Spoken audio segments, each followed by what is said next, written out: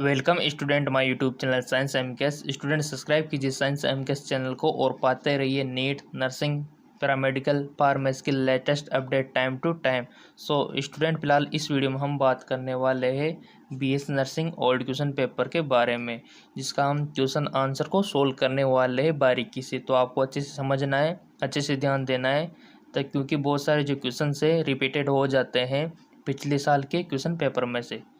तो चले स्टूडेंट शुरू करते हैं, वन बाय वन करके सोल्व कर लेते हैं जूलॉजी का पेपर। इसके बाद हम बॉटनी, फिजिक्स, केमिस्ट्री इन सभी का भी सोल्व करेंगे। ठीक है। सो स्टूडेंट, अगर आपने चैनल को सब्सक्राइब नहीं किया है तो चैनल को सब्सक्राइब करके बेल आइकन पर प्रेस कर लेता है कि आपको लेटेस्ट इन्फॉर्मेशन मिलती रहे मेडिकल फील्ड से रिलेटेड। तो चलिए स्टूडेंट शुरू करते हैं। पहला क्वेश्चन से हमारा कि निम्नलिखित में से कौन सा दिवस प्रत्येक वर्ष 11 जुलाई को मनाया जाता है। विच of the following day in observe on 11 July every years. आपके पास चार ऑप्शन दिए हुए हैं। विश्व महिला दिवस, विश्व जनसंख्या दिवस, विश्व स्वास्थ्य दिवस या फिर विश्व पर्यावरण दिवस। बताइए स्टूडेंट, इसका राइट ऑप्शन क्या हो सकता है। आई होप स्टूडेंट आपने वन ऑप्शन सेलेक्ट कर लिया होगा। स्टूडेंट अपने माइंड में वन ऑप्शन सेलेक्ट कीजिए इन चारों में से, चाहे वो गलत हो या फिर सही हो। ठीक है ना, इससे आपकी प्रैक्टिस अच्छी होगी। ठीक है। सो स्टूडेंट, इसका राइट ऑप्शन होगा विश्व जनसंख्या दिवस। हमेशा 11 जुलाई को मनाया जाता है, आपको पता हुआ होना चाहिए। ये डायरेक्ट क्वेश्चन आया हुआ है। इस प्रकार से डायरेक्ट क्वेश्चन भी पूछ ले जाते हैं, ज़्यादा कॉम्प्लिकेटेड क्वेश्चन ना पूछ के। तो जितना हो सके इजी क्वेश्चन पे भी आपको फोकस करना है। ठीक है, और ये याद रखना है क्योंकि रिपीटेड भी हो सकते हैं बहुत सारे क्वेश्चंस। तो प्रत्येक वर्ष 11 जुलाई को क्या मनाया जाता है, विश्व जनसंख्या दिवस, वर्ल्ड पॉपुलेशन डे। तो हमारा राइट ऑप्शन 2 हो जाएगा। ठीक है, अब चलते हैं नेक्स्ट क्वेश्चन की ओर। नेक्स्ट क्वेश्चन है हमारा कि द्विपद नामपत्ति की प्रणाली किसके द्वारा दी गई थी। The system of binomial nomenclature was giving by. आपके पास चार ऑप्शन दिए हुए हैं स्टूडेंट। द्विपद नामपत्ति की प्रणाली किसके द्वारा दी गई थी। कार्ल लिनियस, स्ट्रिकलैंड, हेक्सले या फिर चार्ल्स डार्विन। बताइए स्टूडेंट, इसका राइट ऑप्शन क्या हो सकता है। आई होप स्टूडेंट आपने वन ऑप्शन सेलेक्ट कर लिया होगा। इसका राइट ऑप्शन होगा कार्ल लिनियस, यानी कि कार्ल लिनियस ने द्विपद नामपत्ति की प्रणाली दी गई थी उसके थ्रू। ठीक है ना, तो आपको ये याद रखने, डायरेक्ट क्वेश्चन है ये। और हाँ स्टूडेंट, अगर आपने चैनल को सब्सक्राइब नहीं किया है तो चैनल को सब्सक्राइब करके बेल आइकन पर प्रेस कर लो। ठीक है, और प्रैक्टिस क्वेश्चन मैं करवा ही रहा हूँ, आप बिल्कुल भी टेंशन ना लें। और ये ओल्ड क्वेश्चन पेपर भी मैं सोल्व करवा रहा हूँ। ठीक है, अब चलते हैं नेक्स्ट क्वेश्चन की ओर। नेक्स्ट क्वेश्चन है हमारा the karyotype of genetic disorder which exhibit gynecomastia, यानी कि अनुवांशिक विकार का कैरियोटाइप जो गायनेकोमास्टिया को प्रदर्शित करता है। स्टूडेंट, कब होता है गायनेकोमास्टिया। ये कंडीशंस दी हुई है चार। 44+XYY, ठीक है, या फिर 44+XXY, या फिर थर्ड में दिया हुआ है 44+XXX एंड 4 में दिया हुआ है कि 44+XXYY। बताइए स्टूडेंट, इसका राइट ऑप्शन क्या हो सकता है। अगर आपको पता होगा गायनेकोमास्टिया के बारे में तो आप अवश्य इसको कर सकते हो। स्टूडेंट, गायनेकोमास्टिया तो आप जानते होंगे कि जो मेल होते हैं, पुरुष की जो चेस्ट होता है ना, उनका चेस्ट फीमेल के ब्रेस्ट की तरह डेवलपमेंट हो जाता है। इस कंडीशन को गायनेकोमास्टिया बोलते हैं। ठीक है ना, हाँ बिल्कुल, मेल का चेस्ट बिल्कुल ब्रेस्ट जैसा हो जाता है, फीमेल के ब्रेस्ट जैसा। तो इस कंडीशन को बोलते हैं गायनेकोमास्टिया। और एक कब होता है, आपको अगर पढ़ा होगा तो ये होता है स्टूडेंट, मैं आपको बता दूं, ये एक एक्स क्रोमोसोम की अधिकता से होता है। सो स्टूडेंट, इसका राइट ऑप्शन होगा 44+XXY, यानी कि ऑप्शन 2 हमारा राइट ऑप्शन हो जाएगा। ठीक है, एक एक्स क्रोमोसोम अधिक हो गया इसलिए। अब आपको सारी कंडीशन पता होना चाहिए कि एक वाई अधिक हो गया तो फिर क्या होगा। ठीक है ना, ये सारी चीज़ें आपको पता हुआ होना चाहिए। ठीक है स्टूडेंट, अब चलते हैं नेक्स्ट क्वेश्चन की ओर। नेक्स्ट क्वेश्चन हमारा बहुत ही ईजी है। The tissue that is found below the skin and store fat is. उत्तक जो त्वचा के नीचे पाया जाता है और वसा को संग्रहित करता है। बहुत ही इजी क्वेश्चन है और डायरेक्ट क्वेश्चन आया हुआ है। इस प्रकार की क्वेश्चन आता है स्टूडेंट, आप जैसा कि देख सकते हो इजी क्वेश्चन, हार्ड भी आएंगे, अभी टेंशन ना लो। ये बहुत इजी क्वेश्चन है। 4 ऑप्शन आपके सामने दिए हुए हैं, epithelium tissue and areolar tissue, या फिर एडिपोज टिश्यू, या फिर मस्कुलर टिश्यू, जिसको आप पैसिव तक भी बोलते हैं। 4 ऑप्शन आपके साथ में दिए हुए हैं। ऑप्शन आपको हिंदी और इंग्लिश दोनों में दिए जाएंगे, ठीक है, डोंट वरी। आपको जो भी अच्छी लैंग्वेज अच्छे समझ में आती है उसका आप यूज कर सकते हो। 4 ऑप्शन दिए हुए, कोई भी 1 ऑप्शन आपको सेलेक्ट करना है। आई होप स्टूडेंट आपने 1 ऑप्शन सेलेक्ट कर लिया होगा। इसका राइट ऑप्शन होगा 3rd, यानी कि एडिपोज टिश्यू, वसा उत्तक हमारा राइट ऑप्शन हो जाएगा। हमारी जो स्किन है उसके नीचे पाया जाता है, ठीक है ना। उत्तक जो त्वचा के नीचे पाया जाता है, वसा को संग्रहित करता है, वह है वसा उत्तक, ठीक है स्टूडेंट। अब चलते हैं नेक्स्ट क्वेश्चन की ओर। नेक्स्ट क्वेश्चन है हमारा कि विच of the following is not a characteristic of chordates. निम्नलिखित में से कौन रज्जुकी की विशेषता नहीं है, यानी कि स्टूडेंट आपको 3 तो चूज करना है जिसमें रज्जुकी की विशेषता है और 1 है जिसमें वो विशेषता नहीं है उसकी, यानी कि आपको रज्जुकी की पूरा पता हुआ होना चाहिए ताकि आप इसको हल कर सको, ठीक है ना। कोऑर्डिनेट्स के बारे में मालूम होना चाहिए तभी आप इसको कर सकोगे। 4 ऑप्शन आपके सामने दिए हुए हैं, 3 तो मैच कर जाएंगे बट एक है जो मैच नहीं करेगा, वो हमको सिलेक्ट करना है। Option first post anal tail present, second है हमारा हेरिटेज वेंट्रल, थर्ड है हमारा वेंट्रल सेंट्रल नर्वस सिस्टम, और फोर्थ है हमारा नोटोकॉर्ड इज प्रेजेंट। बताइए स्टूडेंट इसका राइट ऑप्शन क्या हो सकता है। रज्जुकी की विशेषता नहीं है, सो स्टूडेंट इसका राइट ऑप्शन हो जाएगा सेंट्रल नर्वस सिस्टम, यानी कि वेंट्रल सेंट्रल नर्वस सिस्टम, उधर केंद्रीय तंत्रिका तंत्र। क्योंकि आपको पता है कि हेरिटेज वेंट्रल होता है, इसमें पोस्ट एनल टेल प्रेजेंट होती है, इसमें नोटोकॉर्ड होता है, ठीक है ना। तो अदर केंद्रीय तंत्रिका तंत्र ये इसकी विशेषता नहीं है, तो थर्ड हमारा राइट ऑप्शन हो जाएगा। नेक्स्ट क्वेश्चन है हमारा statistical study of population is called. जनसंख्या के सांख्यिकी अध्ययन को क्या कहा जाता है, ठीक है। आपको पता होगा तो इजीली आप इसको सोल्व कर सकते हो। 4 ऑप्शन आपके सामने दिए हुए, बायोग्राफी, साइकोबायोलॉजी, कैलीग्राफी, या फिर डेमोग्राफी। सिंपल सा क्वेश्चन है कि जनसंख्या के अध्ययन को हर बच्चा जानता है कि डेमोग्राफी कहा जाता है, सो स्टूडेंट इसका राइट ऑप्शन हो जाएगा 4 डेमोग्राफी। अब चलते हैं नेक्स्ट क्वेश्चन की ओर। नेक्स्ट क्वेश्चन है हमारा emphysema is a chronic disease that effect that. वात स्फीत एक पुरानी बीमारी है जो प्रभावित करती है, किसको प्रभावित करती है, लंग्स को, हार्ट को, स्टोमक को, या फिर लीवर को। सीधा सा क्वेश्चन है स्टूडेंट, बताइए इसका राइट ऑप्शन क्या हो सकता है। आई होप स्टूडेंट आपने 1 ऑप्शन सेलेक्ट कर लिया होगा। इसका राइट ऑप्शन होगा फर्स्ट लंग, फेफड़े, यानी कि वात स्फीत किसको इफेक्ट करती है, फेफड़े को इफेक्ट करती है, लंग्स को, ठीक है ना। अब चलते हैं नेक्स्ट क्वेश्चन की ओर। नेक्स्ट क्वेश्चन है हमारा 2 genetically different organism show similar adaptation due to. 2 अनुवांशिक रूप से भिन्न जीव निम्न में से किसके कारण अनुरूप अनुकूलन दिखाई देते, समान अनुकूलन दिखाई देते, बताइए। आपके पास 4 ऑप्शन दिए हुए हैं, म्यूटेशन, क्यूमुलेशन, कन्वर्जेंट एवोल्यूशन, या फिर डाइवर्जेंट एवोल्यूशन। उत्परिवर्तन, सह विकास, अभिसारी विकास, या फिर अपसारी विकास। 4 ऑप्शन आपके सामने दिए हुए हैं। आई होप स्टूडेंट आपने 1 ऑप्शन सेलेक्ट कर लिया होगा। इसका राइट ऑप्शन होगा 3rd कन्वर्जन एवोल्यूशन, यानी कि अभिसारी विकास हमारा राइट ऑप्शन हो जाएगा, ठीक है। और ये चैप्टर इंपॉर्टेंट है म्यूटेशन वाला स्टूडेंट, मैं आपको बता दूँ, उत्परिवर्तन वाला, ठीक है ना। अब चलते हैं नेक्स्ट क्वेश्चन की ओर। नेक्स्ट क्वेश्चन है हमारा a drug addict in exhibit which of the following withdrawal सिम्टॉम।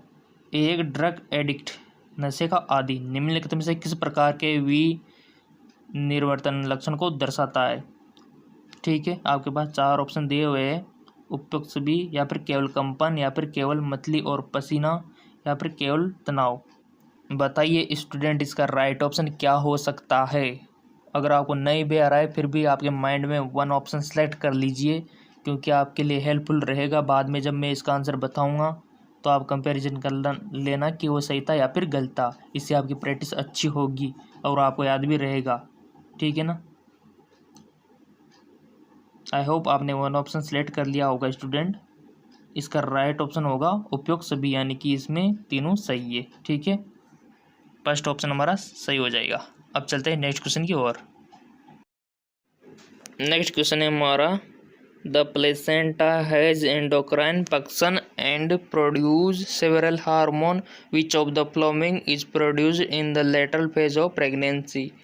Placenta का अंतःस्रावी कार्य होता है और यह कई हार्मोन पैदा करता है।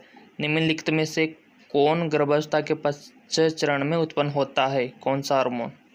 बताइए स्टूडेंट। आपके सामने चार ऑप्शन है, प्रोजेस्टेरोन, एस्ट्रोजन, या फिर रिलैक्सिन, या फिर ह्यूमन कोरोनिक गोनेडोट्रोपिन। बताइए। पश्चात चरण की पूछ रहा है, थोड़ा सा ध्यान रखना है कि स्टेज कौन सी पूछी हुई है यहाँ पे, ठीक है ना। आई होप स्टूडेंट आपने वन ऑप्शन सेलेक्ट कर लिया होगा। इसका राइट ऑप्शन हो जाएगा हमारा रिलैक्सिन, ठीक है। पश्चात चरण में रिलैक्सिन हार्मोन रिलीज होता है।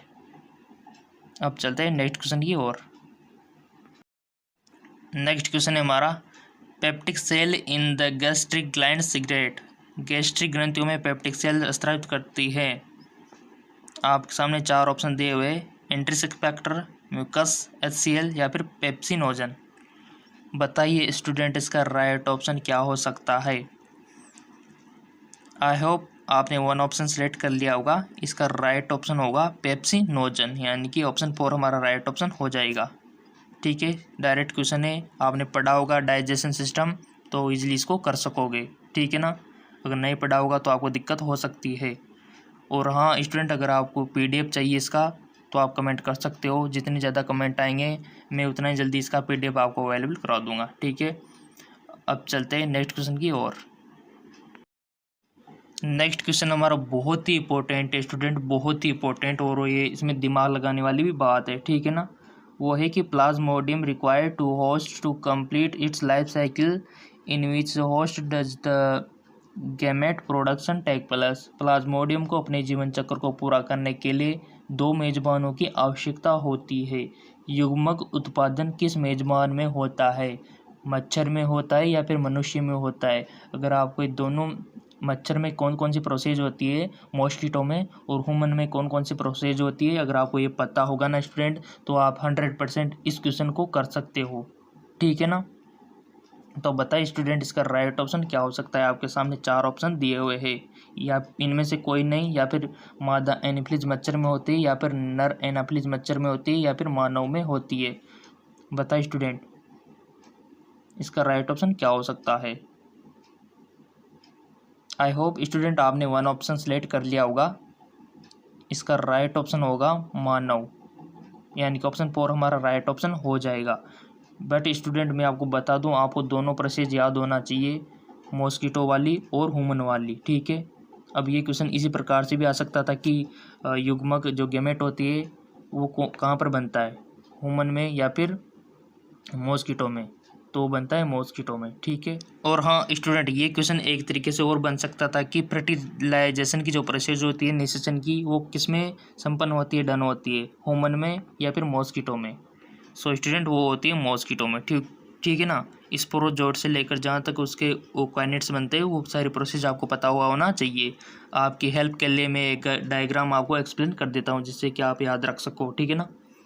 जैसा कि स्टूडेंट आप स्क्रीन पर देख पा रहे होंगे, cycle in mosquito, cycle in human, ये दो स्टेज है, right side and left side, ये दोनों आपको पता हुआ होना चाहिए। चाहे तो आप इसका स्क्रीनशॉट ले सकते हो समझने के लिए, ठीक है ना। इसके थ्रू आपको पूरा प्रोसेस समझ में आ जाएगा। अब चलते हैं नेक्स्ट क्वेश्चन की ओर।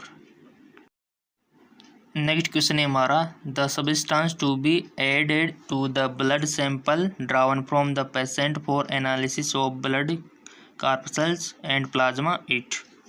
रक्त कणिकाओं और प्लाज्मा के विश्लेषण हेतु रोगी से निकाले गए रक्त के नमूने में जोड़ा जाने वाला पदार्थ कौन सा है? Option A heparin, option B sodium oxalate, option C बर्फ का टुकड़ा, ऑप्शन 4 कैल्शियम कार्बोनेट। स्टूडेंट बर्फ का टुकड़ा तो हो ही नहीं सकता, इसको तो आप कट कर सकते हो, ठीक है ना। और इसके बाद 3 ऑप्शन बचे हुए, उनमें से आपको सिलेक्ट करना है। आई होप स्टूडेंट आपने 1 ऑप्शन सेलेक्ट कर लिया होगा। इसका राइट ऑप्शन होगा हिपेरिन। स्टूडेंट हिपेरिन जो होता है वो ब्लड क्लॉटिंग नहीं होने देता है, ठीक है ना। तो आपको ये भी पता रखना है, बहुत सी जगह यूज किया जाता है इसका, ताकि क्लॉटिंग होने से बच जाए। स्टूडेंट मैं जो कहता हूँ ना कि आपको 1 ऑप्शन सेलेक्ट करना है, तो सही हो या गलत वो 1 ऑप्शन आपको सेलेक्ट अपने माइंड में करना होता है। उसके बाद जो मैं इसका आंसर बताता हूँ ना, तो उससे कंपैरिजन कर लिया करो कि हमने जो आंसर बताया था वो सही था या फिर गलत था। अगर गलत था तो उसको गलती रहने दिया करो, एक पेज में लिख लिया करो। फिर जब इसके कंप्लीट हो जाएंगे तो एनालिसिस किया करो कि कितने हमने सही किए, कितने हमने गलत किए। एक प्रकार से टेस्ट भी होता रहेगा, प्रैक्टिस भी होती रहेगी और क्वेश्चन पेपर भी होता रहेगा। इतने सारे काम एक साथ होते रहेंगे, ठीक है ना। अब चलते हैं नेक्स्ट क्वेश्चन की और। नेक्स्ट क्वेश्चन है हमारा, the divalent metal question essential for DNA polymerase to be function it. DNA polymerase के कार्यात्मक होने के लिए आवश्यक द्विसंयोजी धातु धनान्य है, ठीक है ना। तो ये 4 ऑप्शन दिए हुए हैं, इसमें से आपको 1 ऑप्शन सेलेक्ट करना है। जो डीएनए पॉलीमरेज के कार्यात्मक होने के लिए आवश्यक द्विसंयोजी धातु है, आवश्यक है, एसेंशियल है। बहुत इंपॉर्टेंट क्वेश्चन है स्टूडेंट। और हाँ स्टूडेंट, अगर आपके कम नंबर आए हैं ना, पूरे अगर ये 15 क्वेश्चन है टोटल, इसमें से अगर आपके 10 नंबर भी आ रहे हैं तो आपको प्रैक्टिस की ज़रूरत है। तो वीडियो के डिस्क्रिप्शन लिंक दिए हुए हैं, उन क्वेश्चन की प्रैक्टिस कर लीजिए आप, उसमें आपका फ़ायदा है। नहीं तो इंट्रेंस एग्ज़ाम में कितने सारे कंपटीटर आपके साथ बैठने वाले हैं, उसका थोड़ा ध्यान रखना है आपको। और जितनी प्रैक्टिस क्वेश्चन करोगे, और मैं करवा भी रहा हूँ बट आप कर नहीं रहे हो, बहुत कम व्यू देखने को मिल रहे हो। मेरा जो दूसरा चैनल है जेकलोन जॉब, वहाँ पर मैं प्रैक्टिस क्वेश्चन करवा रहा हूँ और उसका लिंक मैंने वीडियो को डिस्क्रिप्शन में भी दिया हुआ है। मैं मेहनत इसलिए कर रहा हूँ ताकि आपका प्री एग्ज़ाम में सिलेक्शन हो जाए और आपका कॉलेज मिल जाए और आपका फ्यूचर सिक्योर रहे, कैरियर बन जाए आपका। मेहनत तभी की रंग लाएगी, ठीक है ना। तो ये ऑप्शन दिए हुए, एक ऑप्शन कोई सा भी सिलेक्ट कर लो, आपको जो लग रहा हो, पता नहीं हो फिर भी 1 ऑप्शन आप सिलेक्ट कर लो, ठीक है ना। सो स्टूडेंट इसका राइट ऑप्शन होगा मैग्नीशियम। थर्ड हमारा राइट ऑप्शन हो जाएगा, यही एसेंशियल होती है पॉलीमरेज में। स्टूडेंट आप देख पा रहे होंगे कि यहाँ पर ज़्यादातर जो क्वेश्चन है हमारे 11th और 12th से आए हुए हैं, ज़्यादातर 12th से हैं। तो मैं आपको प्रैक्टिस भी करा रहा हूँ, डिस्क्रिप्शन में लिंक दिए हुए हैं, वहाँ पर मैं अच्छे से प्रैक्टिस करा रहा हूँ। और मेरा जो जेकलोन जॉब चैनल है वहाँ पर रोज़ाना आपको वीडियो मिल ही रहे होंगे, ठीक है। अगर आपने मेरा जेकलोन जॉब चैनल सब्सक्राइब नहीं किया है तो उसको भी कर लीजिए, वहाँ पर आपको प्रैक्टिस क्वेश्चन मिलते रहेंगे, ठीक है ना। ताकि दुगने चैनल से आपको दुगना फ़ायदा मिल सके और आपकी प्रैक्टिस अच्छी हो जाए। तो जेकलोन जॉब चैनल या तो आप यूट्यूब पे सर्च कर लो या फिर वीडियो के डिस्क्रिप्शन में जाकर वहाँ पर आप पहुँच सकते हैं, ठीक है। तो अब चलते हैं नेक्स्ट क्वेश्चन की ओर। नेक्स्ट क्वेश्चन है हमारा, excessive production of testosterone before the age of 10 lead to a condition called. 10 वर्ष की आयु से पहले शरीर में टेस्टोस्टेरोन का अत्यधिक उत्पादन एक स्थिति उत्पन्न करता है, उसे क्या कहा जाता है। आपके सामने 4 ऑप्शन दिए हुए हैं, इनमें से आपको 1 ऑप्शन सेलेक्ट करना है।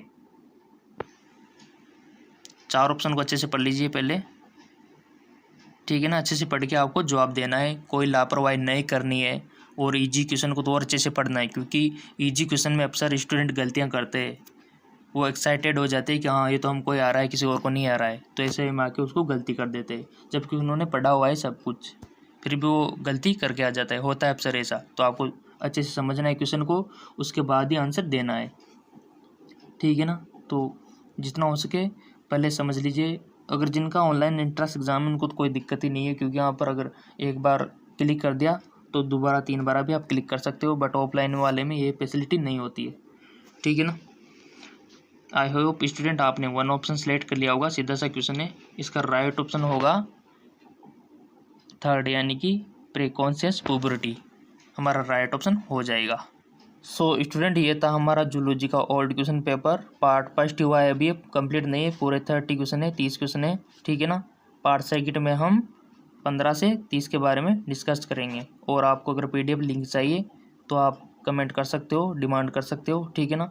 और मेरा जो दूसरा चैनल है जेकलोन जॉब, वहाँ ऊपर जाकर आप प्रैक्टिस क्वेश्चन करते रहिए, नीचे डिस्क्रिप्शन में लिंक दिया हुआ है, ठीक है ना।